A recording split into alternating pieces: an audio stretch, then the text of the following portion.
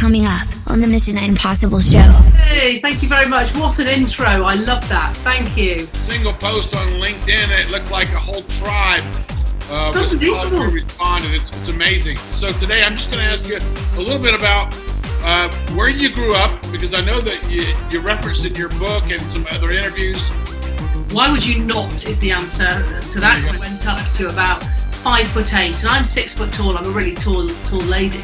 And they said, oh, well, I did a couple of pounds on, but basically it means that you're about 3.5 stone overweight. Well, I was thinner then than I am. Because, you've had situations where you've had to fly in the blind, but there's no reason why we can't do what we want to do on my show.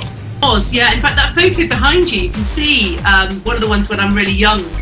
That was the weight I was. So yeah, to be told this, it was quite devastating at the time. This is as well. And eventually I got a letter back saying, we'll give you your branch change to pilot. And I've never been so delighted as you can imagine. Wow.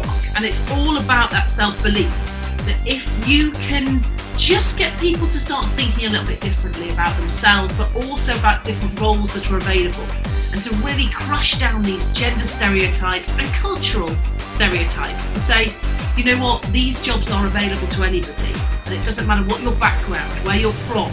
We were running out of fuel. We headed into Saudi Arabia to find the air-to-air refueling tanker, and we got down there, and it wasn't our British one. Ours had broken, but the good old Americans helped us out. They had launched one of their refueling aircraft called a KC-10, and you made the right decision. Well done, Mandy. My shoulders started to inflate, like the bouncy castle when the air's going back in it, and it sort of goes. And then I held the debrief. Great. And I want you to talk to a class, a virtual class, please, of 8-year-old girls. There's 30 of them in the class.